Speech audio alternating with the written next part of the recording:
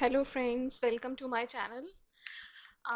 आज हमारे इस वीडियो में हम हमारे 2019 जुलाई की जो सीटेट के पेपर 1 के मैथमेटिक्स के क्वेश्चंस हम डिस्कस करेंगे। इसमें साथ उनकी मैथमेटिकल कंसेप्ट्स भी और उनकी पैडागॉजिकल जो क्वेश्चंस हैं वो भी जो हैं हम इसमें डिस्कस करेंगे। तो चलिए स्टार्ट करते हैं। तो चलिए चलते हैं हमारे पहले क्वेश्चन पे। How will you cater the needs of a visually challenged students of your classroom in an inclusive school? तो आप अपने जो हमारे इंक्लूसिव स्कूल, जो हमारे स्पेशल स्कूल्स होते हैं, स्पेशल बच्चों के लिए स्पेशल एजुकेशन जिसकी हम बात करते हैं, तो उसमें अगर हमारे इंक्लूसिव स्कूल जो है उसमें हमारे साथ जो नॉर्मल बच्चों के साथ साथ जो जिनकी नीड्स हैं, स्पेशल नीड्स हैं, जिनको स्पेशल एजुकेशन की ज़रूरत है, तो इंक्लूसिव स्कूल हमारा क्या कहता है कि उसमें हम सारी नीड्स बच्चों की पूरी करें ताकि सब बच्चे को है एक साथ जो है वो पढ़ सके। उनके लिए हमें अलग से जो है सेटअप करने की ज़रूरत नहीं है, वही लेकिन उनकी ज़रूरतों को ध्यान में रखते हुए जो है हम वो चीज़ों को देखेंगे। तो क्या कह रहा है कि आप आपकी क्लास में अगर कुछ विजुअली चैलेंज बच्चे हैं जिनकी आई साइट प्रॉब्लम है, तो उनकी नीड्स के लिए आप क्या क्या चीज़ें जो है वो आप देखेंगे।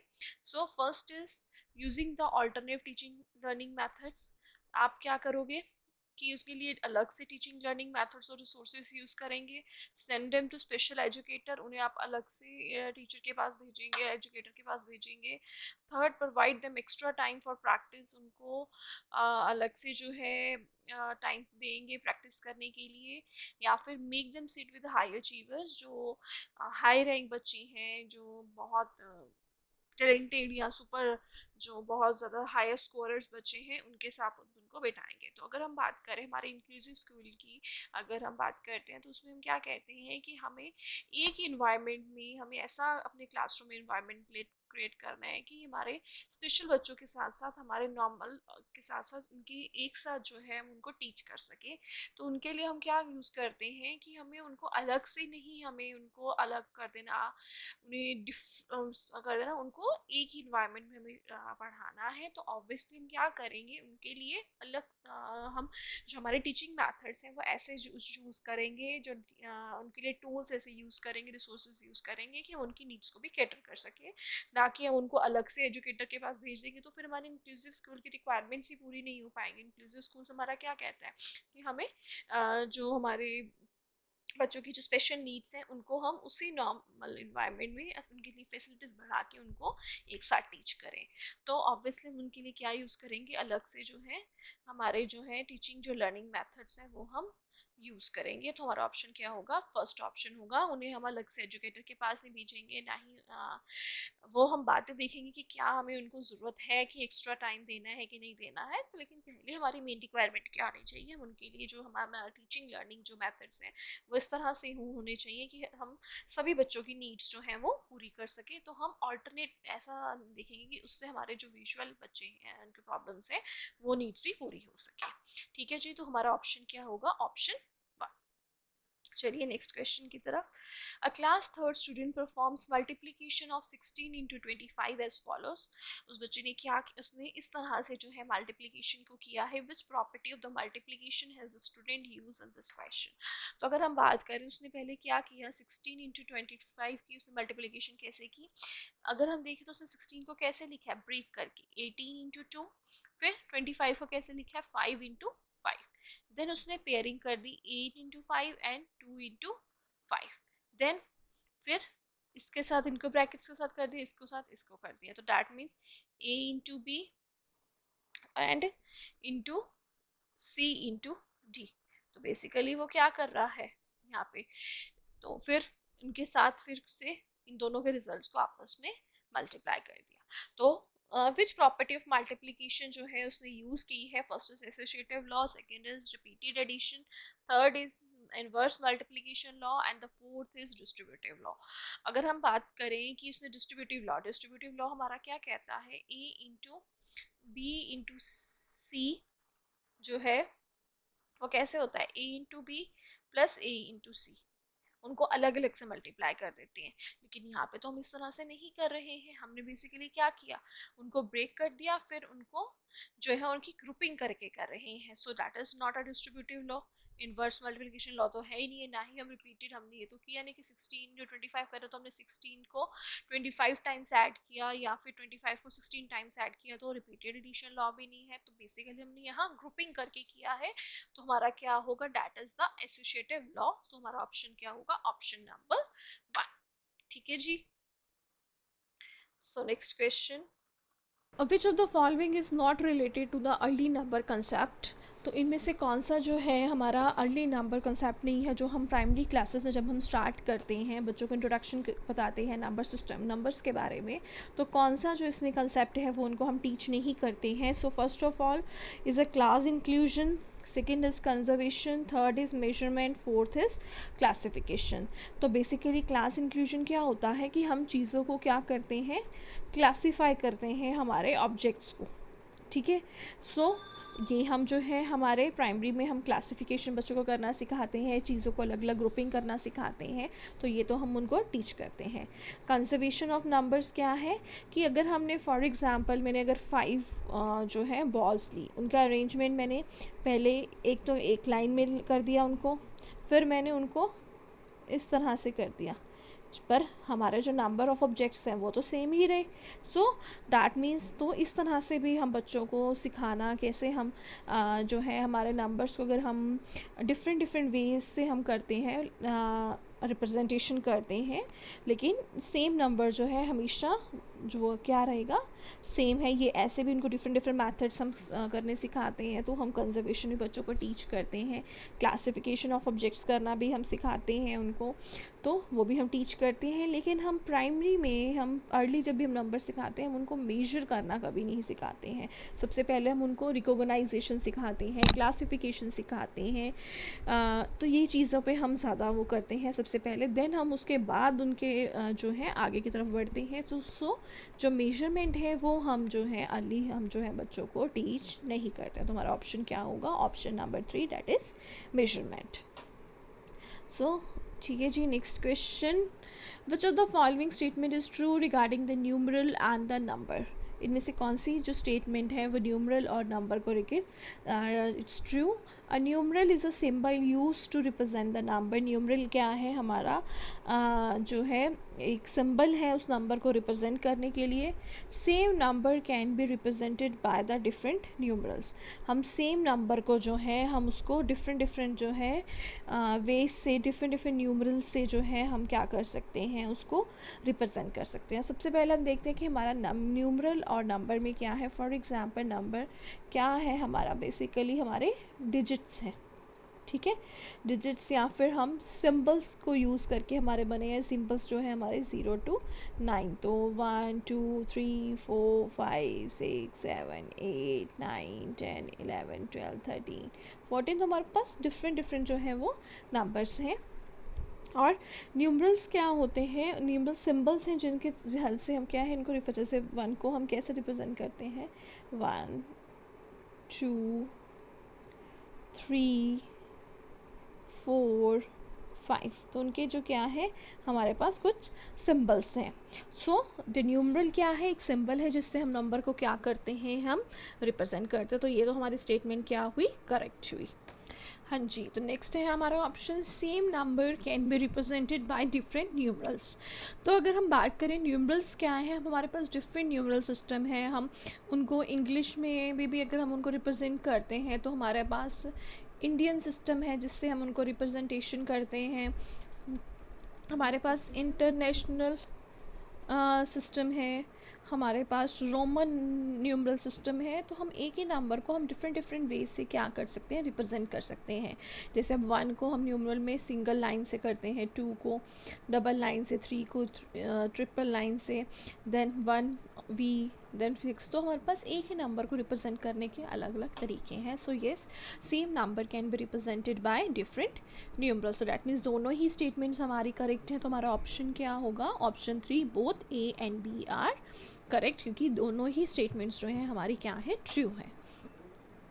चलिए next question, which of the following is not a mathematical process. हमारे कुछ मैथमेटिकल प्रोसेसेस दिए हुए हैं, इनमें से कौन सा जो है मैथमेटिकल प्रोसेस नहीं हो सकता। First is visualisation, second is memorisation, third is estimation, fourth is transportation. तो विजुअलाइजेशन, हम कितनी चीज़ों की विजुअलाइजेशन करते हैं, फॉर एग्जाम्पल जब आप 2D ऑब्जेक्ट्स करते हैं, 3D ऑब्जेक्ट्स करते हैं, तो visualisation is this.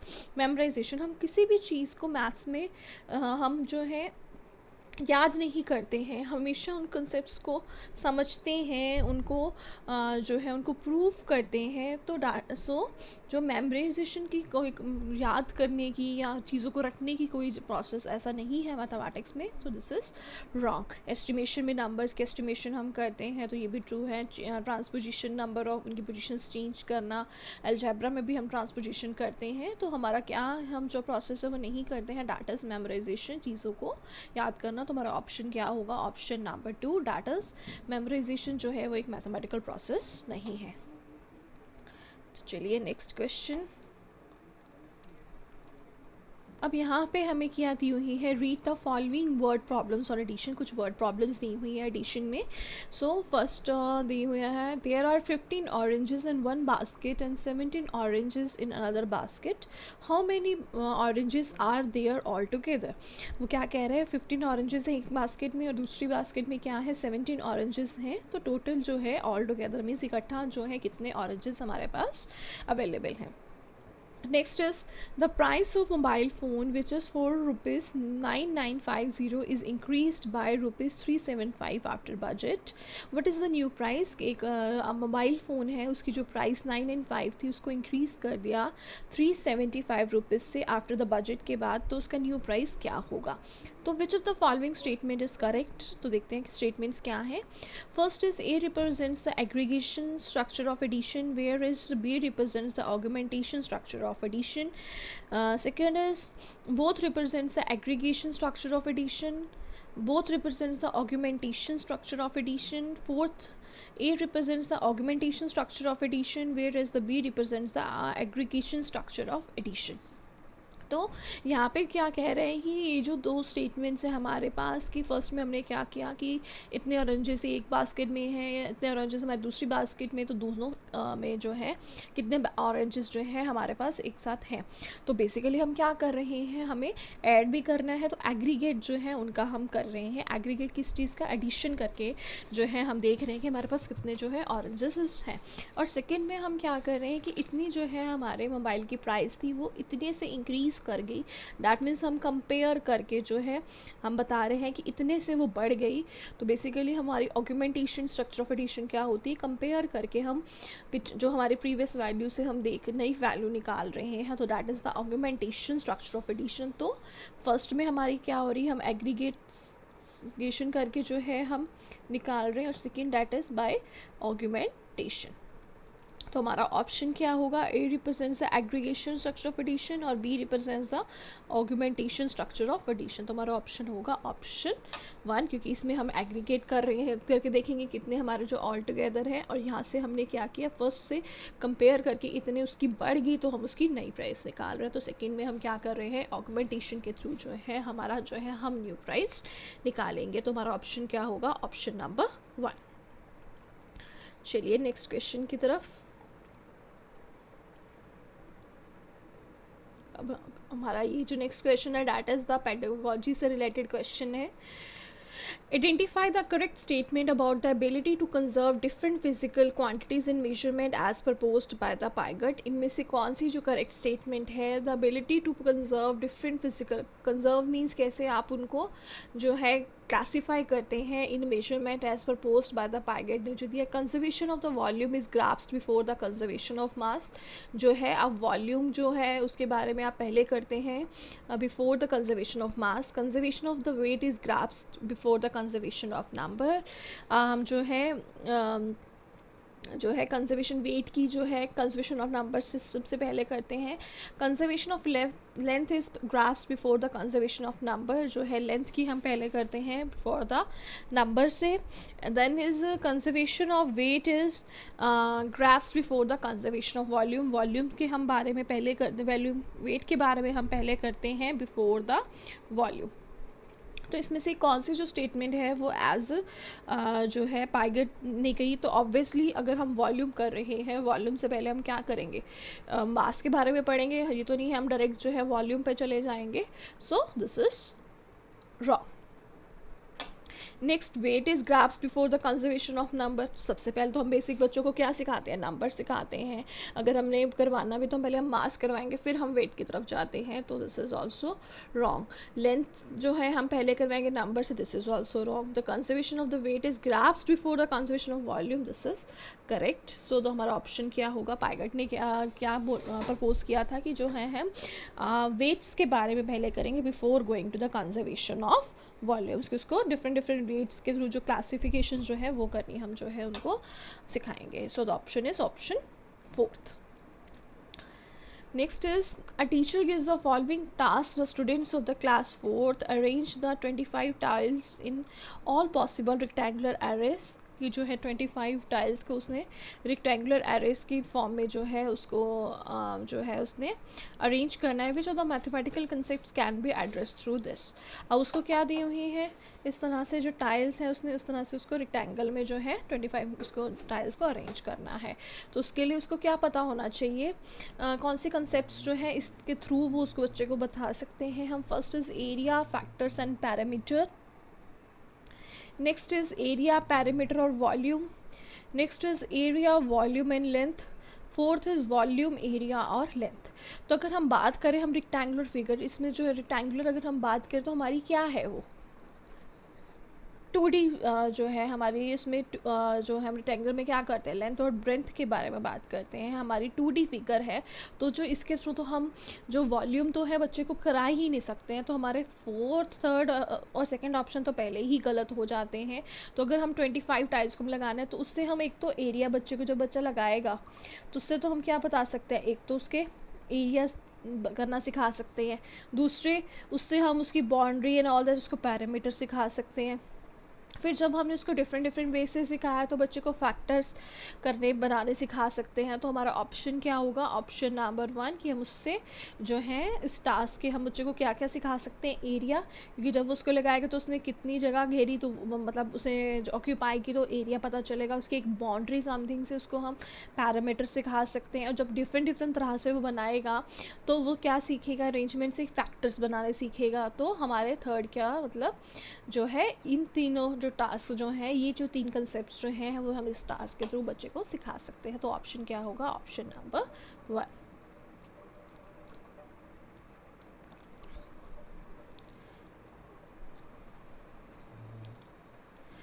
Which of one of the following sets are the problem solving strategies in the mathematics. इनमें से कौन सी जो है प्रॉब्लम सॉल्विंग स्ट्रेटजीज है हमारी मैथमेटिक्स में। First is drawing, working back and the rote learning. Second is reasoning, using variable and look for the pattern. Memorization, guess and test and drawing, trial error, drawing and memorization. Problem solving strategies मतलब हम problem को different ways देख रहे हैं कि किस तरह से हम उस जो प्रॉब्लम को हम सॉल्व करेंगे। तो जब हम अगर प्रॉब्लम को हम सॉल्व ही कर रहे हैं तो ऑब्वियसली अगर हम पहले ऑप्शन में वो क्या कह रहा है, draw, working back, rote learning, तो उसमें रॉट लर्निंग क्या होता है, उसको हम क्या कर रहे हैं, रट्टा मार रहे हैं। तो ये तो एक प्रॉब्लम सॉल्विंग स्ट्रेटजी ना हुई, तो ये तो हमारा क्या हो जाता है, रॉन्ग हो जाता है। मेमोराइजेशन तो हमारा मैथमेटिक कंसेप्ट ही नहीं है, तो ये भी रॉन्ग हो जाता है, तो ये भी रॉन्ग हो जाता है। अगर हम देखें सेकंड ऑप्शन, वो क्या कह रहे हैं, रीजनिंग, हम उसके बारे में एनालाइज करके वेरिएबल्स के यूज़ करके लुक फॉर द पैटर्न, उसमें कैसा है। तो ये हमारी क्या है, एक तरह से किसी भी प्रॉब्लम को सॉल्व करने की टेक्निक्स हैं कि हम by reasoning method, by using variables को यूज़ करके लुक फॉर अ पैटर्न जो है, ये भी हमारी वन ऑफ द स्ट्रेटजी है कि कैसा हमारा पैटर्न चल रहा है, उसके थ्रू जो है हम देख के हम जो हमारा क्वेश्चन जो है वो सॉल्व करते हैं। तो ये हमारा ऑप्शन क्या होगा, option number 2। Van Hiele level refers to the stages in the development of. Van Hiele level जो है वो किस मेथड, जो स्टेज कौन से किसको रेफ़र करता है, किस चीज़ से जो हम जो है उसमें डेवलपमेंट करते हैं, place values, geometrical thinking, fractions और द नंबर कंसेप्ट्स। तो अगर हम बात करें जो वेन हिल थ्योरीज है वो किससे रिलेटेड है, हमारे ज्योमेट्रिकल जो है उसमें ज्योमेट्रिकल ब्लॉक्स, ज्योमेट्रिकल पैटर्निंग के बारे में हम बात करते हैं। ज्योमेट्रिक से रिलेटेड हमारा वो कंसेप्ट है। सो सो वेनहली जो है directly it is related to the geometrical concept related जो है हमारी थ्योरी है. सो द ऑप्शन क्या होगा हमारा ज्योमेट्रिकल थिंकिंग से हमारी जो डेवलप होती है, तो हमारा ऑप्शन क्या होगा, ऑप्शन नंबर 2 हमारा आंसर है. That is the option 2 geometrical thinking. चलिए नेक्स्ट क्वेश्चन की तरफ. As per the recommendation of the NCF 2005 primary school mathematics curriculum should. अब हमारा 2005 का जो हमारा NCF नेशनल करिकुलम फ्रेमवर्क है उसके अकॉर्डिंग जो है जो हमारा प्राइमरी स्कूल मैथमेटिक्स का करिकुलम मींस कि उसमें हम पूरे जो हमारा थ्रू आउट जो हमारा कोर्स है उसमें हम क्या क्या करवाएंगे, कैसा कैसा मतलब कौन कौन से जो कंसेप्ट्स हैं वो हमारे कवर होंगे. तो उसमें हम वो क्या कहता है कि हमारा मैथमेटिक्स जो है प्राइमरी लेवल पे वो किस पे कैसा होना चाहिए. First it should focus on procedural knowledge. Second it provides rigor in mathematical concepts. Third, it's prepare the children for the advanced mathematics. Fourth, it is relate to the children everyday experience. अगर हम बात करें, हम जब भी हम curriculum की बात करते हैं तो हमारा करिकुलम ऐसा होना चाहिए जो बच्चे की डेवलपमेंट में काम आए, उसके इंटरेस्ट के अकॉर्डिंग हो, उसके लेवल के अकॉर्डिंग हो, उसके जो उसकी सोशल लाइफ से रिलेटेड हो, जो उसके आने वाले जो है लर्निंग फेसेस में उसके हेल्प करें. तो फर्स्ट वो क्या कह रहे हैं, it is procedure language, it is focus on procedure knowledge कि कैसा एक प्रोसीजर होना चाहिए, एक कंसेप्ट जो है एक प्रोसीजर के अकॉर्डिंग उस पर हम जो है फोकस करें, तो ऐसा नहीं होना चाहिए. So it is not focus on procedure language. Provide rigour in mathematical concept, एक बहुत स्ट्रिक्टली जो है उसमें मैथमेटिकली कंसेप्ट पे फोकस होना चाहिए, तो ऐसा भी नहीं होना चाहिए. उसको हमने एडवांस मैथमेटिक्स के लिए प्रिपेयर करना है. ये हमारा जो करिकुलम है वो जो है उसको हम आगे के लिए फोकस करते हैं. लेकिन अगर हम हमारे करिकुलम अगर हमारे एनसीएफ की बात करें तो हम उसको जब हम क्लासिफिकेशन करते हैं कि प्राइमरी लेवल में कैसा होना चाहिए, सेकेंडरी में कैसा होना चाहिए, सीनियर सेकेंडरी में कैसा होना चाहिए, तो ये हमारा फोकस ज़रूर रहता है कि हाँ उसको आगे हेल्प करे. लेकिन हमें ये भी पता है कि जो हम एनसीएफ के अकॉर्डिंग अगर हम बात करें तो हम 10th तक हम कहते हैं कि दैट इज़ अ कंपल्सरी एक सब्जेक्ट की तरह, कि उसके बाद बच्चे के अपना एक ऑप्शन है. तो ऐसा नहीं है कि हमें बच्चे को सीधे एडवांस के लिए हमें तैयार कर रहे हैं, अभी हम उसको सिर्फ एक बेसिक जो है उसके लिए हम करते हैं. So this is also not correct. तो येस, हम अभी मैंने पहले भी आपको बताया कि जो हम मैथमेटिक्स से है, जो हमारा किसी भी चीज़ का जो है हम बेसिकली क्या कहते हैं, वो हमने जो करिकुलम है वो हमने बच्चे के लिए बनाया है. तो और प्राइमरी लेवल पे भी हम बेसिकली जो है बच्चे को हम ऐसा एक्सपीरियंसेस जो है जो देने की कोशिश करते हैं कि वो अपनी डेली लाइफ से जो है सीखे, उसे लर्निंग जो है उसकी हेल्प मिले. सो तो हमारा करिकुलम कैसा होना चाहिए जो कि उसकी हर डेली लाइफ एवरीडे लाइफ से एक्सपीरियंस है, उससे जो अगर हम उसको अपने डेली लाइफ एक्सपीरियंस से रिलेट करेंगे तो जल्दी जो है वो बच्चा चीज़ें सीखेगा, कंसेप्ट्स की ग्रैप्स करेगा, तो उससे अच्छा उसका जो है बेस बनेगा. तो हमारी एनसीएफ 2005 जो 5 का हमारा जो है वो क्या कहता है कि हमारे प्राइमरी स्कूल लेवल पे जो मैथमेटिक्स होना चाहिए वो ऐसा नहीं है कि एक प्रोसीजरली आप उसको ऊपर पहले से ही उसके बच्चे को कर रहे हो, एक बहुत ही स्ट्रिक्टली एक कंसेप्ट्स वगैरह आप उसको पहले ही प्राइमरी लेवल पे उस पर फोकस ऐसा कर देंगे तो बच्चे का इंटरेस्ट ही ख़त्म हो जाएगा, या उसको हमने सीधा ही एडवांस्ड मैथमेटिक्स के लिए करना है. तो ऐसा नहीं है. हम बेसिकली ऐसा करिकुलम हम चाहते हैं कि जिसको हम बच्चे की डेली लाइफ से जो है रिलेटेड करें, कंसेप्ट्स ऐसे हो हमारे. तो हमारा ऑप्शन क्या होगा, option number 4. Next is which of the learning resource is best suited to explain the concept of the two decimal numbers. हमें 2 डेसिमल नंबर्स दिए हुए हैं, अगर हमने बच्चे को सिखाना है इनकी मल्टीप्लिकेशन करनी, तो इसमें से कौन सा जो टीचिंग लर्निंग रिसोर्स है हमारा टीएल है वो सबसे बेस्ट होगा. First is Taylor's abacus, second is number chart, third is graph paper and fourth is Dienes blocks. तो अगर हम बात करें जो टेलर्स एबेकस है तो बेसिकली जो है हम हाई लेवल्स में जाके हम टेलर्स थ्योरम्स वगैरह करते हैं. So obviously that is not included at the primary level, so ये नहीं कर सकते. नंबर चार्ट से तो हमें बच्चों को हम नंबर्स सिखा सकते हैं, लेकिन उसमें हम जो हमारे ऑपरेशंस हैं वो बच्चे को नहीं बता सकते, तो हमारा नंबर चार्ट भी नहीं हो सकता. Third is the graph paper, the fourth is the Dienes blocks. अब हमें पता है डाइन ब्लॉक्स बेसिकली हम ज्योमेट्रिकल कंसेप्ट के लिए जो है वो यूज़ करते हैं, तो ये भी नहीं हो सकता। Next is the graph paper. अगर उसमें हम जब हमारा ग्राफ पेपर होता है उसमें बेसिकली क्या होते हैं, हमारे ब्लॉक्स बने होते हैं, हम रोज़ एंड उससे हम जो है बच्चे को ईज़िली जो है अपने डेसिमल नंबर्स की मल्टीप्लिकेशन सिखा सकते हैं। तो हमारा ऑप्शन क्या होगा, आंसर क्या होगा, option number 3, that is by the graph paper जो है हम उसको जो है मल्टीप्लिकेशन जो है सिखा सकते। ये भी हमारा पेडागोजी से रिलेटेड क्वेश्चन है। Which of the following is not an effective strategy to assess the primary level students learning in the mathematics? इनमें से कौन सी जो है इफ़ेक्टिव जो है, जो कि बिल्कुल भी अच्छी जो है स्ट्रेटजी नहीं है प्राइमरी लेवल स्टूडेंट्स की लर्निंग मैथमेटिक्स में असेस करने के लिए, उसकी असेसमेंट करने के लिए? So the first option is analysing the child errors to understand their reasoning. Second is designing tasks which elicit more than one level of response. Third, using the primarily group administrated task. Fourth, designing the task to differentiate between the rote memorization and the conceptual understanding. तो इसमें से कौन सी जो है आप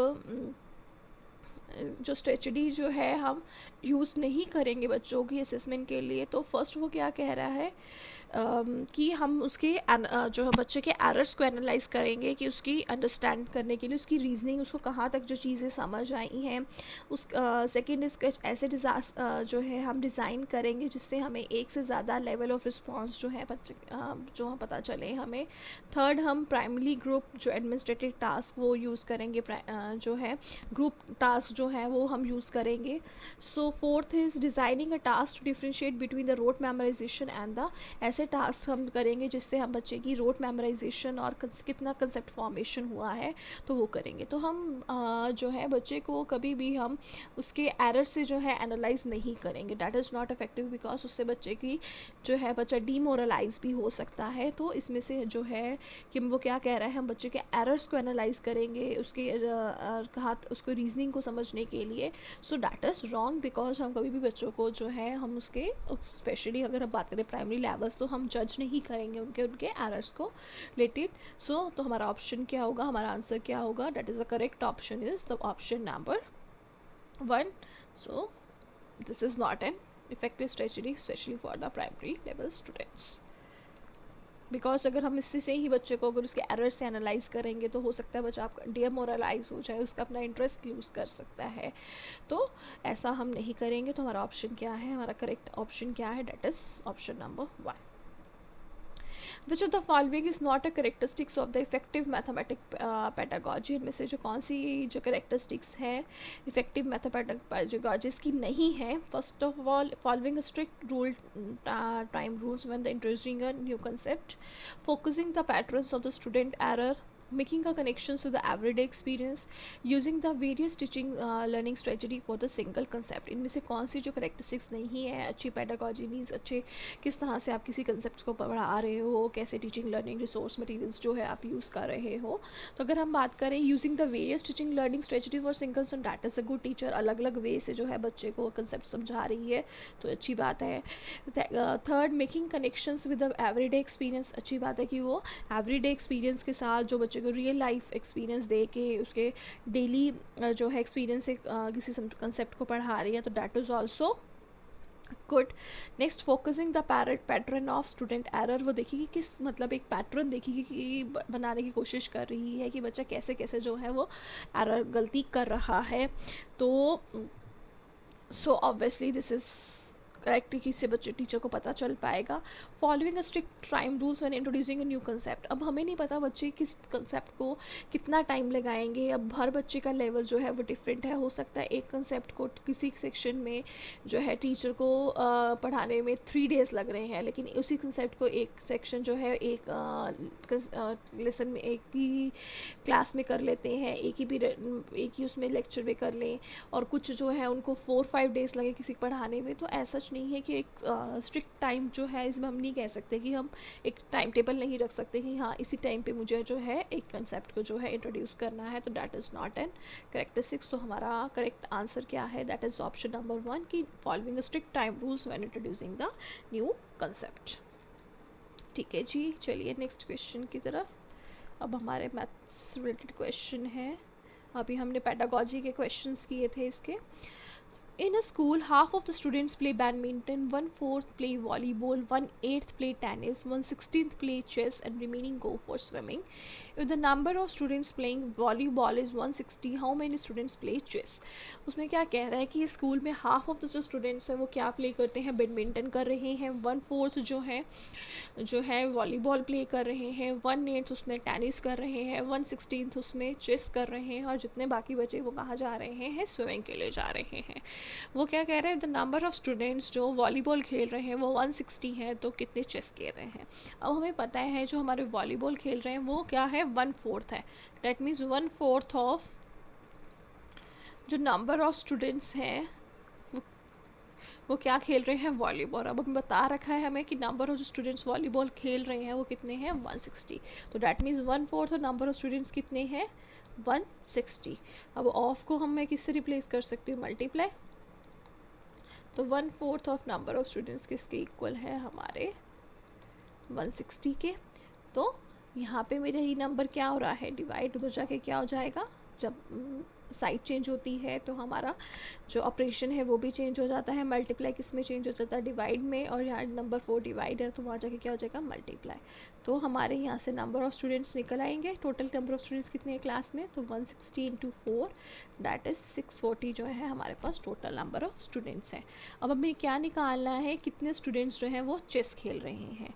तो यहाँ पे 1/16 ऑफ जो स्टूडेंट्स हैं, टोटल नंबर ऑफ़ स्टूडेंट्स जो है वो क्या खेल रहे हैं, 1/16 ऑफ नंबर ऑफ़ स्टूडेंट्स जो हैं वो क्या खेल रहे हैं, चेस।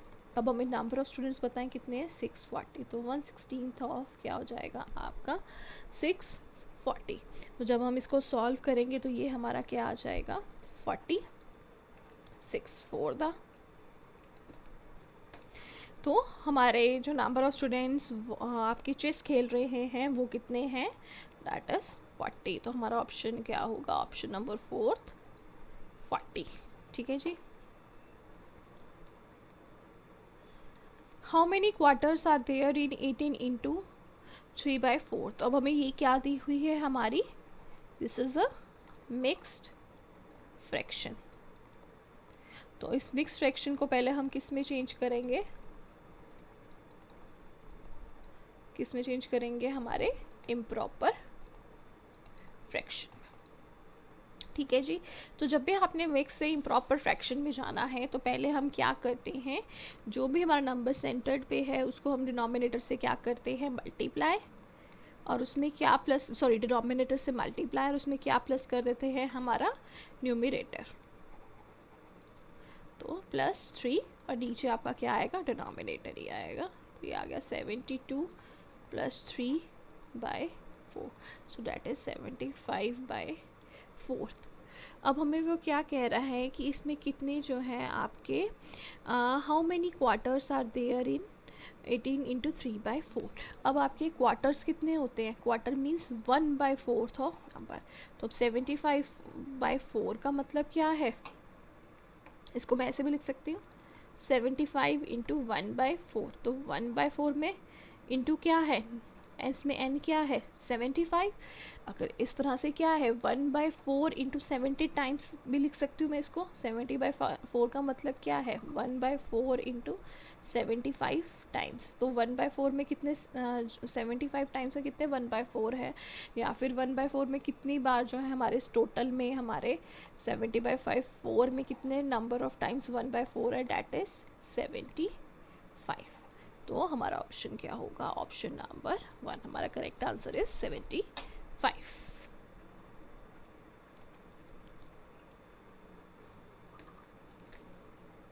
चलिए नेक्स्ट क्वेश्चन की तरफ।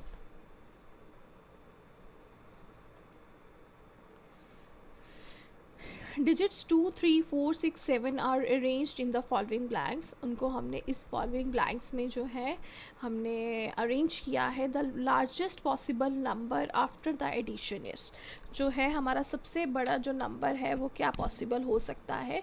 तो अगर मैं बात करूं कि मुझे अगर सबसे बड़ा नंबर चाहिए, अब इसमें सबसे बड़े डिजिट्स क्या है 8, फिर उससे छोटा क्या है 7, तो मैं क्या कोशिश कर सकती हूँ कि यहाँ पे क्या है 8 और यहाँ पे क्या आ सकता है मेरा जो है नंबर दैट इज़ मैं क्या लिख सकती हूँ 7।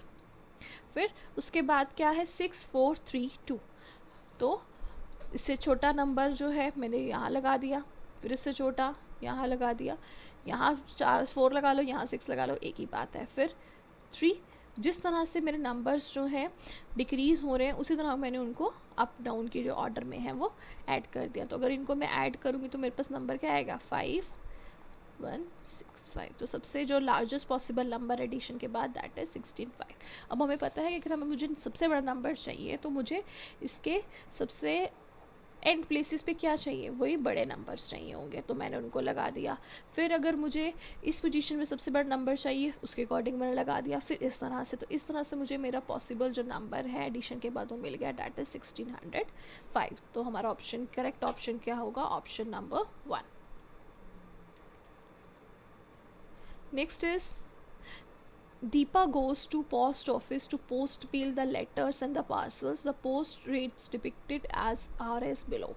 दीपा पोस्ट ऑफिस गई पोस्ट करने के लिए मेल करने के लिए लेटर्स और पार्सल्स। तो जो वहाँ के पोस्टिंग रेट्स थे वो दे रखे हैं हमें। लेटर वेटेड 20 ग्राम्स और उससे कम है तो उस पर कितना लगेगा 5 रुपीज़ लगेगा, और पर एवरी एडिशनल 20 ग्राम्स पे जितने ज़्यादा मतलब हर 20 ग्राम्स और ऐड होने के बाद उस पर 2 रुपीज़ लगेंगे। जैसे 40 है तो उसमें हम 20 के लिए तो हमें पता है क्या लगेंगे 5, एडिशनल ऊपर कितने 20 तो 2 रुपीज़ एक्स्ट्रा लगेंगे। Next is parcel weighing 50 grams और उससे कम है तो 5 रुपीज़, और हर एडिशनल 50 ग्राम्स पे हमें कितने रुपीज़ एक्स्ट्रा देने पड़ेंगे 3 rupees. Deepa wants to send 2 parcel weighing 250 grams and 300 grams respectively and 2 letters. उसने 2 पार्सल्स और 2 लेटर्स सेंड करने हैं। तो ये मैं लिख लेती हूँ पहले पार्सल्स और ये मेरे हैं लेटर्स। तो पार्सल्स के जो है आपके वेट है 250 ग्राम्स, नेक्स्ट इज़ 300 ग्राम्स, और लेटर्स क्या है 20 ग्राम और 35 ग्राम। तो कितने उसको टोटल जो है पे करना है, हम पहले पार्सल्स का निकाल लेंगे फिर लेटर्स का निकाल लेंगे, दोनों को ऐड कर लेंगे। और फर्स्ट पार्सल कितने का है 250 ग्राम्स, हमें पता है 50 ग्राम्स और उससे कम के लिए तो क्या लगते हैं 5, तो 5 तो लगने ही लगने हैं। तो अब 250 में से हमने 50 ग्राम्स के लिए अगर मैं देखूँ 250 मैंने 50 के लिए तो मैंने कॉस्ट लगा दी, तो बाकी कितने बचे 200 ग्राम्स। तो एडिशनल 50 ग्राम्स के लिए तो मुझे अब इसमें कितने 50s हैं वो मैं क्या करूँगी 50 से डिवाइड करके देख लूँगी। तो कितने 50s हैं इसमें, डैट इज़ 4। तो मुझे इन 4 टाइम्स जो है ये जो है वैल्यू जो है वो एक्स्ट्रा पे करने पड़ेंगे। तो क्या आ जाएगा 5 × 4 3, तो 5 + 12 इज़ इक्वल टू 17 रुपीज़ जो है मुझे 250 ग्राम्स पार्सल के लिए करने पड़ेंगे। बेसिकली मैंने क्या किया, जितने मैंने 50 ग्राम्स लेस के लिए देने हैं वो मैंने ऐड लिख लिए, इतने तो मुझे देने ही देने हैं। अब इसमें कितने 50s एक्स्ट्रा है मैंने वो निकाल लिए, कितने पहले तो मैंने वो जो 50 थे वो कम करके उस बचे हुए को 50s डिवाइड करें निकालने के लिए कि मेरे पास कितने जो 50s हैं वो एक्स्ट्रा है, मतलब कितने 50s एक्स्ट्रा है 4। तो एक की अगर एक जो है 50 की कॉस्ट 3 है तो 4 की कितनी होगी मल्टीप्लाई करके निकालेंगे, डेट इज़ 4 × 3 डेट इज़ 12। तो 5 + 12 कितने आ गए, इसके इस पार्सल के लिए हमें कितने रुपीज़ देने पड़ेंगे ₹17। ठीक है जी। अब नेक्स्ट है 300 ग्राम्स के लिए। तो 300 ग्राम्स के लिए निकालने के लिए 50 तो मुझे देनी ही है, तो 50 में बाकी कितने बचे मेरे पास वो मैंने निकाल लिया, डैट इज़ 250 ग्राम्स के लिए मुझे अलग से पे करने पड़ेंगे। तो फर्स्ट 50 के लिए मैंने निकाल लिए कितने लगने हैं 5। अब इस 250 में कितने 50s हैं डिवाइड करके देख लेंगे, तो कितने आगे इसमें जो आपके 5, तो मुझे इन 5 अलग 50s के लिए पे करना पड़ेगा, और एक के लिए कितना है 3, तो 5 के लिए कितना होगा 5 × 3 करके निकाल लेंगे, डैट मीन्स 5 + 15 दैट इज़ 20 जो है मुझे इसके लिए रुपीज़ पे करने पड़ेंगे। तो पार्सल, पहले पार्सल के लिए कितने थे 17, सेकेंड पार्सल के लिए 20। अब मैं लेटर्स के लिए निकाल लेती हूँ। एक लेटर है मेरी 20 ग्राम्स की, तो 20 ग्राम्स के लिए तो सीधा ही कितने हमें देने हैं 5 रुपीज़, तो +5। नेक्स्ट है मेरी 35 ग्राम्स, तो हमें पता है 20 के लिए तो हमें कितने देने हैं 5। अब कितने बचे 35 - 20 दैट इज़ 15। और पर एवरेज एडिशनल के लिए 20 ग्राम्स के लिए हमें कितने देने हैं, जो है आपको 2 रुपीज़ देने हैं। तो कितने आ जाएंगे इसमें 2 रुपीज़, और तो कितने हो गए 7। तो ये आ गया आपके 7। तो ये कितने हो गए आपके 37 आपके पार्सल्स के, और वो आपके 12 आपके लेटर्स के। तो कितने हो गए 49 टोटल जो है उसको रुपीज़ जो है वो जो है उसको पे करने पड़ेंगे। तो हमारा ऑप्शन क्या है, करेक्ट ऑप्शन क्या है, ऑप्शन नंबर 3। बेसिकली मैंने इसमें क्या कर रही हूँ, चेक कर लिया मैंने पहले 250 ग्राम्स के लिए जब निकाला, तो एक के लिए तो मुझे 50 के लिए तो पता है कितने लगने हैं 5। अब कितने 50s रह गए, उसमें से मैंने टोटल में से 50 माइनस करके निकाल लिया। अब इसमें कितने 50s है वो मैंने डिवाइड करके निकाला, दैट मीन्स 4 50s के लिए मुझे निकालना है। एक 50 के एडिशनल के लिए 3 है, तो 4 के लिए कितना होगा तो आपको पता ही है, एक की दी हो बहुत की निकाले तो हम सीधा क्या करते हैं मल्टीप्लाई। तो इसी तरह से हमने निकाली लेटर्स की और सबको हमने क्या कर दिया ऐड कर दिया, तो इससे हमारी टोटल जो मनी है वो निकल आई। ठीक है जी, चलिए next question.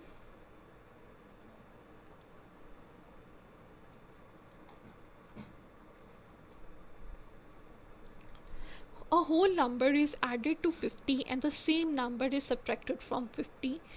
A whole number is added to 50। मैंने कोई एक होल नंबर है वो 50 में ऐड कर लिया। लेस मैंने उसको मान लिया मेरा कोई ए नंबर है, उसको मैंने 50 में उसे ऐड कर दिया, a + 50 and the same number is subtracted from 50।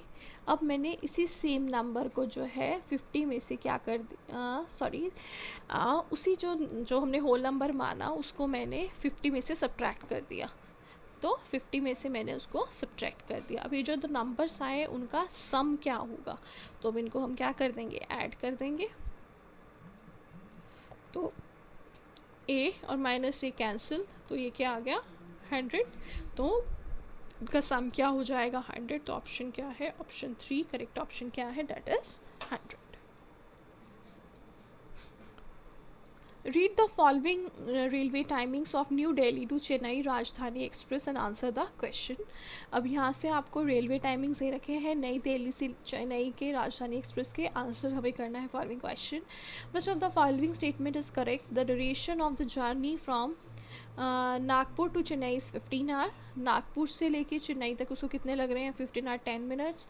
The duration of journey from New Delhi to Nagpur, New Delhi से नागपुर तक कितने हैं 11 hour 30 minutes. The duration of journey from Bhopal to Chennai is 21 hour 40 minutes. Then the journey from Bhopal to Vijayawada is 13 hour 10 minutes. हमें हर statement को पहले check करना पड़ेगा।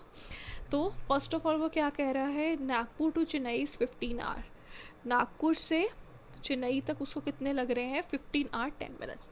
अब देखिए तो नागपुर से जो ट्रेन है 5:25 पे अराइव की, 5:35 पे वो चलेगी, ठीक है, वहाँ से चल पड़ी। फिर 15:35 पे वो चली और वहाँ पे कितने बजे पहुँची 14 आवर 15 मिनट्स पे, ठीक है।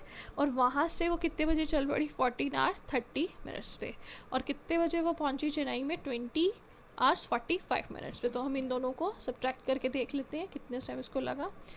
20 45 माइनस 35, तो ये क्या आ गया आपका 5 - 5 0।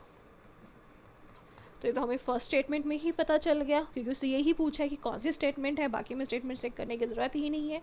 तो फर्स्ट ही करेक्ट है। The duration of the journey from the Nagpur to Chennai क्या होगी 15 आवर 10 मिनट्स। तो हमारा करेक्ट ऑप्शन हमें पहले ही मिल गया, बाकी हमें चेक करने की ज़रूरत ही नहीं है। सो चलिए नेक्स्ट क्वेश्चन की तरफ। अगर गलत होता फिर हमें अगले स्टेटमेंट देखनी पड़ती।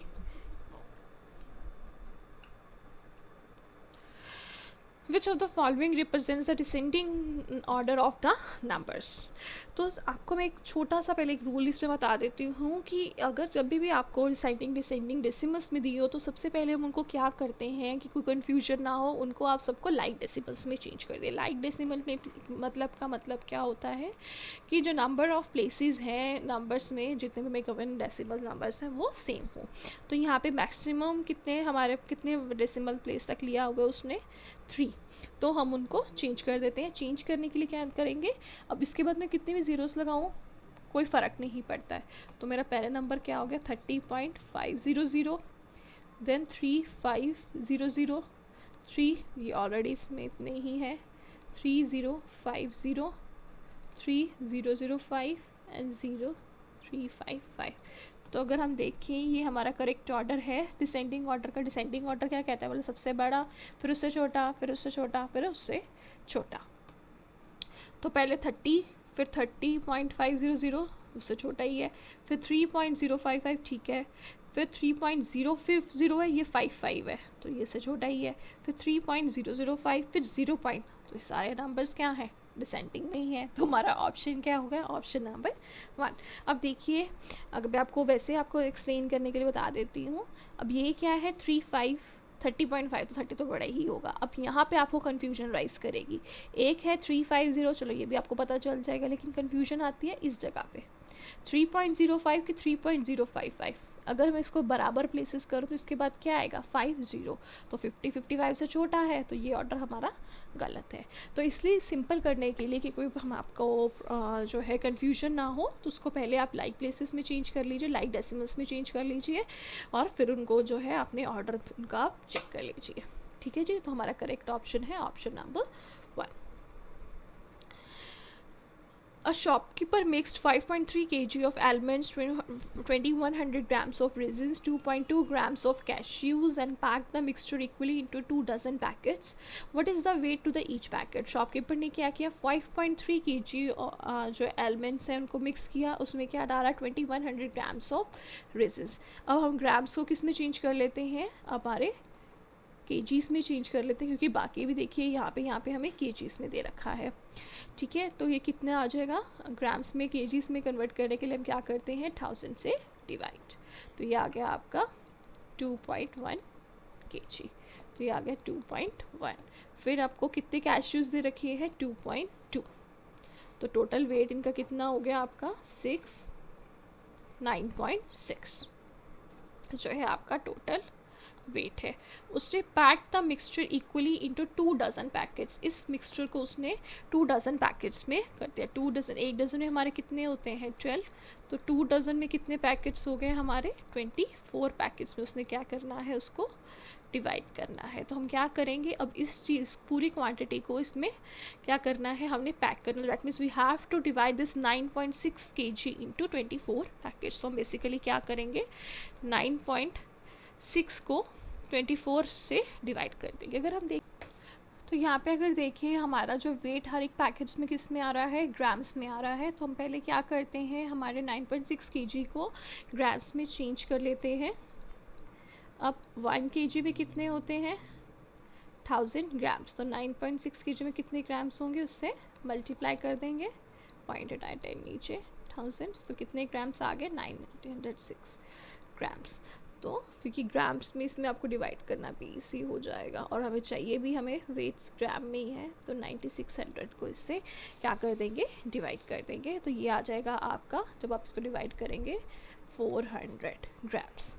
तो हर एक पैकेट में आपका कितना वेट जाएगा डेट इज़ 400 ग्राम्स। तो करेक्ट ऑप्शन है option number 1। Next question, a beaker is 3/7 filled with water. एक बीकर है, हमने उसको 3/7 जो है उसका जो पोर्शन है हमने उसको वाटर से जो है फिल कर दिया है। नेक्स्ट अनदर 16 जो है आपका litre of water is another 16 litre of water is needed to fill the beaker to its brim. What is the capacity of the beaker. एक हमने जो है बीकर लिया है उसमें हमने फॉर एग्जांपल ये उसका 3/7 है, 3/7 उसमें हमने जो वाटर से उसको फिल कर दिया है। Another 16 litre of water is needed to fill the beaker to its brim. उसको ब्रिम मीन्स उसके ऊपर बिल्कुल माउथ लेवल तक अगर हमें उसको फिल करना है तो हमने जो है उसमें 16 लीटर जो है हमें और ऐड करना पड़ेगा. So what is the capacity of beaker, उसमें और कितने जो है उसकी क्या कैपेसिटी हो सकती है. अब that means 3/7 of the water, तो 3/7 ऑफ एक्स, मैंने वाटर मान लिया, तो 3/7 ऑफ एक्स प्लस अगर मैं उसमें 16 लीटर्स और कर देती हूँ तो वो किसके इक्वल है, टोटल वाटर के इक्वल, डैट इज़ एक्स के इक्वल. तो एक्स ऑफ का मीन्स क्या है, x plus 16 is equal to x. तो ये आ गया 3x plus 7 plus 16 is equal to x. अब वेरिएबल्स एक साइड कर दो, कॉन्स्टेंट्स एक साइड कर दो.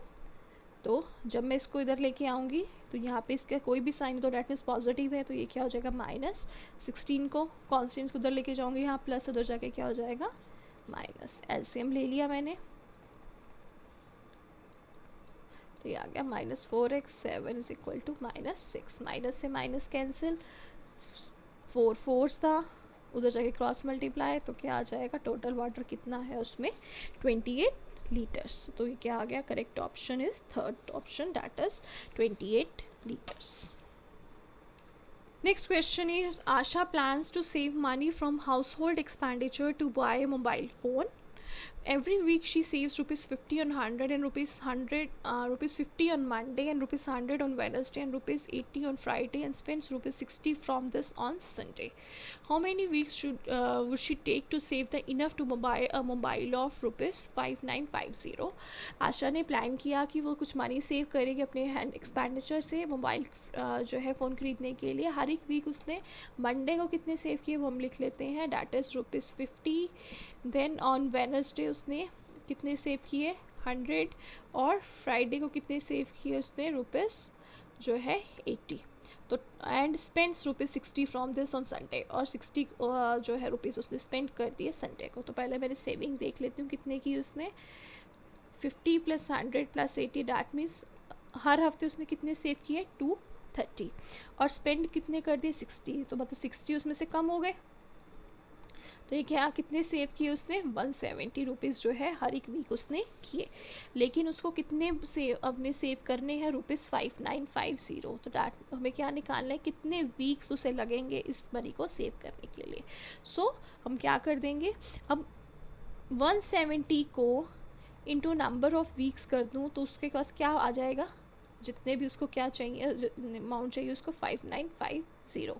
तो नंबर ऑफ़ वीक्स निकालने के लिए हम क्या कर देंगे, हमारे टोटल अमाउंट को एक हफ्ते के अमाउंट से जो है हम डिवाइड कर देंगे. तो उसको कितने वीक्स लगेंगे, इसको डिवाइड करके हमारा आ जाएगा, इसको डिवाइड करते हैं, सो डैट इज़ 35. तो डैट मीन्स उसको 35 वीक्स लगेंगे जो है रुपीज़ 5950 सेव करने के लिए. ठीक है जी, तो करेक्ट ऑप्शन है option number 1. What number am I am a 2 digit even number. मैं कौन सा नंबर हूँ, मैं 2 डिजिट इवन नंबर हूँ. I have a common multiples of 3 4 6. मेरे जो है आई एम 3 4 6 के साथ मेरे जो है कॉमन मल्टीपल्स भी आते हैं. And I have a total 9 factors. मेरे फैक्टर्स कितने हैं टोटल, जो है हमारे जो है 9 जो है उसके फैक्टर्स हैं. तो अगर हम बात करें, मैं 2 डिजिट का इवन नंबर हूँ, आई am a common multiple of 3 4 6. तो अगर मैं बात करूँ 3 4 6 के, अगर मैं कॉमन मल्टीपल अगर मल्टीपल्स देखूँ तो मैं देखें कॉमन मल्टीपल कौन सा है. तो इवन नंबर भी है और 2 डिजिट भी है. तो 2 डिजिट इवन नंबर्स मैं लिख लेती हूँ. इनके 3 के अगर मैं मल्टीपल्स लिखूँ जो इवन है और 2 डिजिट था, that is 12. And next is 12. फिर आता है आपका 3 5 15, देन 18, देन 24, देन आपका आएगा 24 प्लस 30, देन आपका आ जाएगा 36. देन हमारा आता है, इसको बड़ा हो जाएगा लिखना, सो 1 मिनट, इसको हम इधर प्रॉपर लिखते हैं.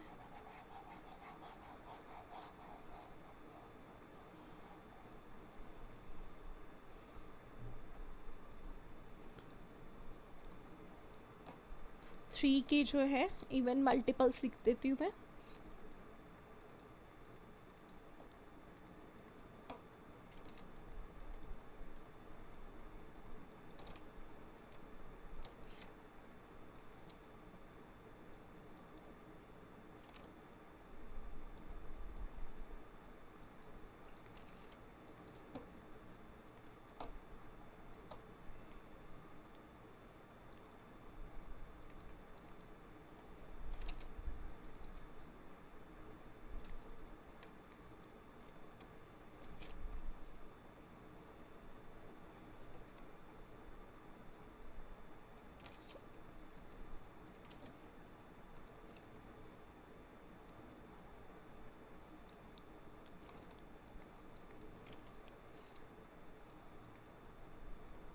ये जो है आपके 3 के है। अब देखें तो हर एक इनके जो गैप है, 6 तो आपका सिंगल डिजिट है तो ये तो नहीं आ सकता, तो हम कहाँ से स्टार्ट होंगे, 12 से स्टार्ट होंगे। अब हमें पता है कि अब 3 के अगर मैं मल्टीपल्स लिखूँ और उनका जो मैंने अब इवन ले रही हूँ तो ऑटोमेटिकली उनका डिफरेंस कितने का हो गया, 6 का गैप है। यहाँ देखिए 6 का गैप, यहाँ भी 6 का गैप हो गया। तो ऑब्वियसली सारे नंबर्स क्या हैं, 6 के मल्टीपल्स भी हो गए। तो 6 के मल्टीपल्स हमें अलग से लिखने की ज़रूरत नहीं है। तो हम 4 के मल्टीपल्स लिख लेते हैं जो आपके 2 डिजिट है। 4 1 ज़ा 4 तो सिंगल है, 4 2 द 8, 4 3 द 12, 12 16 20 24 आपका 28 32 36 40 44 48 52 56 60 64 68 then 72 76 then 80 84 88 92 96, ये आपके आगे 2 डिजिट और सारे इवन नंबर। अब इनमें से जो इनके साथ कॉमन है वो रख लेते हैं, बाकी हम कैंसिल आउट कर देते हैं। 16 नहीं है, 3 उसमें नहीं आता, 20 नहीं आएगा, 24 32 नहीं है, 30 ये मैं यहाँ पे कॉमन जो है का कॉमन मल्टीपल है वो लिख देती हूँ, कॉमन मल्टीपल ऑफ 3 4 एंड 6 यहाँ पे। 12 24 32 नहीं है, 36 आ जाएगा, 40 नहीं है, 44 नहीं है, 48 आ जाएगा, 52 नहीं है, 56 नहीं है, 60 आ जाएगा, 64 नहीं है, 68 नहीं है, 72 आ जाएगा, 76 नहीं है, 80 नहीं है, 84 आ जाएगा, 88 नहीं है, 92 नहीं है, 96 आ जाएगा। अब ये हमारा ऐसा नंबर है जो कि कॉमन मल्टीपल है आपका 3 4 एंड 6 का। अब वो क्या कह रहे हैं, 2 डिजिट इवन नंबर हूँ, ठीक है, सारे नंबर क्या है 2 डिजिट हैं, कॉमन मल्टीपल्स हैं। अब हमें देखना पड़ेगा किसके 9 जो है फैक्टर्स है। अगर मैं बात करूँ 12 की, 12 के फैक्टर्स क्या है, 1 2 के टेबल पे भी आता है, 3 4 6 9 पे नहीं आता, 10 पे नहीं आता, 11 पे नहीं आता, अपने टेबल पे तो आएगा। तो अपने टेबल से ऊपर कोई फैक्टर नहीं हो सकता, तो ये 9 फैक्टर्स नहीं हुए, ये नहीं हो सकता। 24 की बात करें, 1 2 3 4 6 8 10 9 11 12 देन आपका 13 14 16 किसी पे भी नहीं आता, फिर उसके बाद सिर्फ अपने टेबल पे आता है 24। तो ये कितने हो गए, 1 2 3 4 5 6 7 8, तो ये भी नहीं हो सकता। नेक्स्ट इज 36, 1 2 3 पे भी आता है, 4 पे भी आता है, 5 पे नहीं, 6 पे भी आता है, 7 पे नहीं, 8 पे भी नहीं, 9 पे आता है, 10 पे भी नहीं, 11 पे भी नहीं, 12 पे आता है, 13 पे भी नहीं, 14 पे भी नहीं, 15 पे 16 17 18 पे आता है, देन 3 4 5 6 7 और अपने टेबल पे भी आता है। तो इसके एग्जैक्टली कितने हो गए, 3 4 5 6 7 8 9, तो कितने फैक्टर्स आ गए आपके, 9 factors.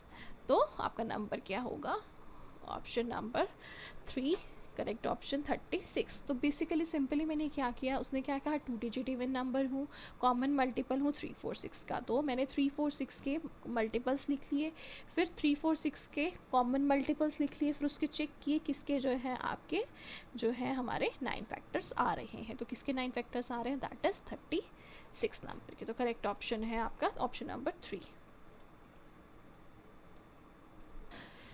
The question is the side of a square is 10 centimetre. हमें कोई स्क्वायर दिया हुआ है, उसकी साइड क्या है, 10 सेंटीमीटर है, ये आपका स्क्वायर है, इसकी साइड है 10 centimetre. How many times will the new parameter become if the side of the square is double. आपका न्यू पैरामीटर कितने टाइम हो जाएगा अगर साइड मैंने स्क्वायर की डबल कर दी। अब मेरी इसका पैरामीटर कितना है, 40 centimetre.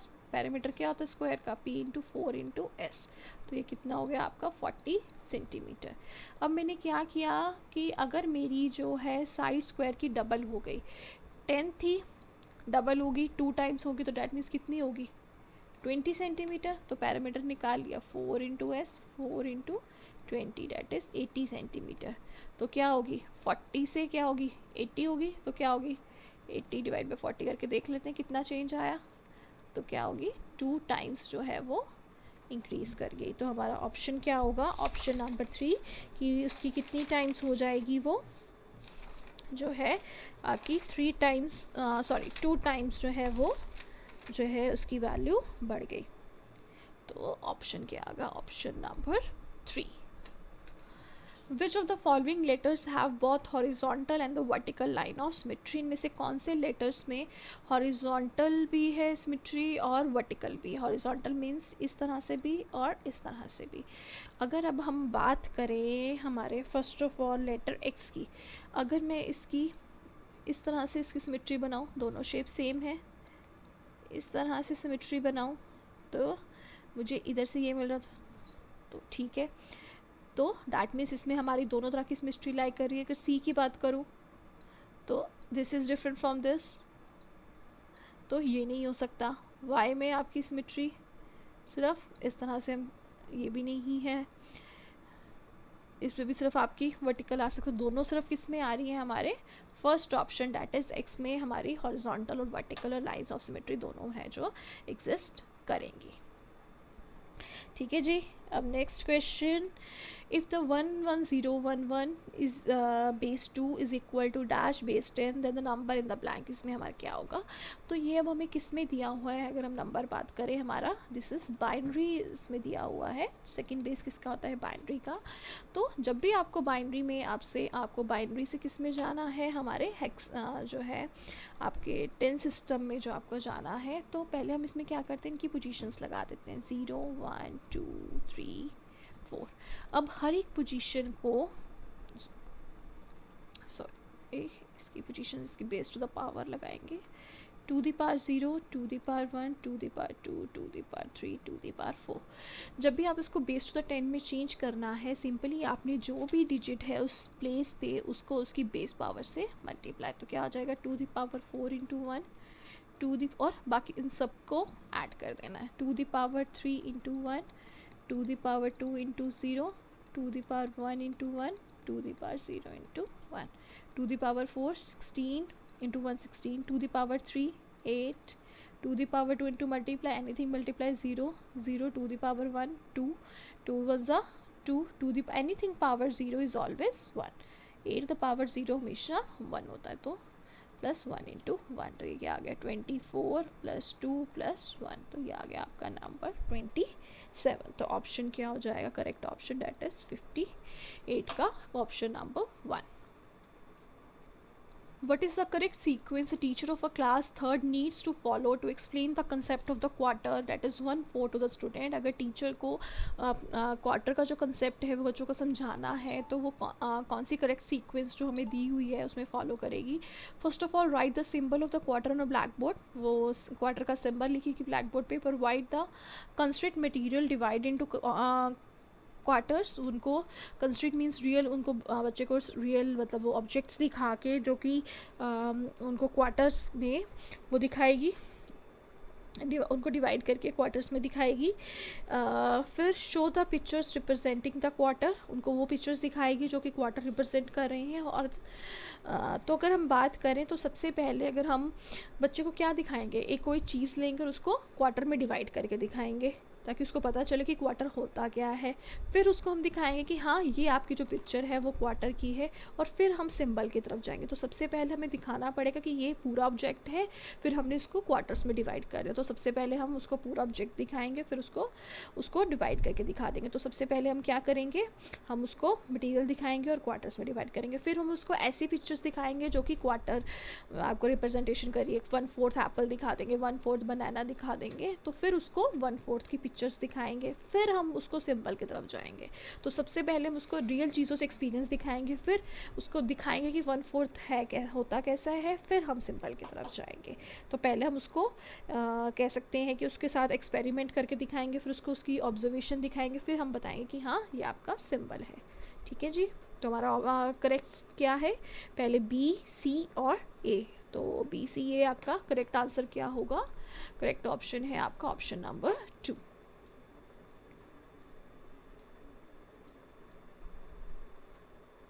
72 into 28 is equal to 36 into 4, the number in the blank इस ब्लैंक पे क्या आएगा। तो वो क्या कह रहे हैं कि जो नंबर है वो ब्लैंक में फर्स्ट ऑप्शन क्या है, वो मल्टीपल है 7 का, वो कैसा नंबर है, वो प्राइम नंबर है, लेस देन 10 है, एंड इवन नंबर है, फैक्टर है 56 का। तो यहाँ पे अगर हम देखें उसने 70 इंटू 28 को क्या कैसे लिखा है, बेसिकली वो क्या कर रहा है, इसको जो है ब्रेक करके लिख रहा है। फॉर एग्ज़ाम्पल अगर मैं कहूँ मैं जो 72 को कैसे लिख सकती हूँ, 72 को हम लिख सकते हैं 9 इंटू 8। तो इसको मैं और ब्रेक करूँ 3 इंटू 3 इंटू 4 इंटू 2, ठीक है। तो 72 किसके इक्वल आ गया, 3 इंटू 3 इंटू 4 इंटू 2। इसी तरह से मैं 28 को लिख लेती हूँ 4 इंटू 7, ठीक है। तो यहाँ पे उसने क्या लिखा है, अगर मैं इनको आपस में मल्टीप्लाई करूँ 3 इंटू 4 इंटू 2 इंटू 4 इंटू 7, तो यहाँ पे उसने क्या लिखा है 36। 36 कैसे बनेगा, 9 इंटू 4 क्या आ गया 36, तो डैट इज़ 36। ये नंबर हम हटा देते हैं। फिर उसने लिखा है 4, तो 4 भी आ गया 36 इंटू 4, तो ये आ गया आपका 36 इंटू 4। फिर बचा हमारा 2 इंटू 7 डैट इज़ इंटू, उसको पूरा एक ही नंबर लिख देते हैं, इंटू 14। तो इस ब्लैंक में क्या आएगा हमारा 14। अब हमें पता है 14 क्या है, मल्टीपल है 7 का। 7 के मल्टीपल्स क्या होते हैं जो 7 के टेबल पे आते हैं, 7 1 7, 7 2 14। तो ये भी क्या है, मल्टीपल है 7 का। It is a prime number. Prime number तो क्या होते हैं जो सिर्फ अपने टेबल पे आते हैं और 1 पे आते हैं, लेकिन यहीं पे अभी हम कह रहे हैं कि 14 मल्टीपल है तो ये प्राइम नंबर नहीं हो सकता। लेस देन 10 ग्रेटर देन 10 है तो ये भी नहीं है। इवन नंबर है क्योंकि 2 से डिविजिबल है तो ये इवन नंबर भी है। फैक्टर ऑफ 56 है तो यस ये 56 का फैक्टर है, बिकॉज 14 इंटू 4 क्या होता है, डैट इज़ 56। तो ये भी करेक्ट है। तो हमारे करेक्ट ऑप्शंस क्या क्या हो गए, 8, डी और ई। तो इनमें से देखिए कौन सा है आपका थर्ड ऑप्शन जो है जिसमें कि आंसर स्टेटमेंट्स ट्रू है, ए डी और ई। तो करेक्ट ऑप्शन क्या हो जाएगा, ऑप्शन नंबर 3। तो ठीक है फ्रेंड्स, इसमें हमने हमारा जो जुलाई 2019 का जो सीटेट का पेपर है, पेपर 1 है, उसके मैथ्स के क्वेश्चंस डिस्कस किए हैं। तो इसी तरह से जो मेरी आने वाली वीडियोस होंगी हम उसमें जो है हमारे प्रीवियस पेपर सॉल्व करेंगे। टॉपिक वाइज जो है हर यूनिट के जो है हम हर टॉपिक वाइज जो है उनके क्वेश्चंस डिस्कस करेंगे। पैडागॉजी की अलग से हम उनके क्वेश्चंस डिस्कस करेंगे, मैथ्स के, साइंस के और आपके इन्वायरमेंटल स्टडीज़ के। तो मेरे चैनल से बने रहने के लिए, आपको मेरे चैनल की नोटिफिकेशंस आती रहें नए वीडियोस के लिए, तो मेरे चैनल को सब्सक्राइब करना मत भूलिएगा। और मुझे कमेंट करके ज़रूर बताइएगा कि आपको मेरी वीडियो कैसी लगी, आप कैसा कंटेंट चाहते हैं जो मैं आपके साथ क्वेश्चंस डिस्कस करूं। तो मैं आपकी जो प्रॉब्लम्स हैं वो मैं ज़रूर अपनी वीडियोस में एड्रेस करूँगी, तो प्लीज़ कमेंट करके ज़रूर बताइएगा। सो ओके, फिर मिलेंगे हमारी नेक्स्ट वीडियो में। So okay, bye bye friends, take care, stay safe.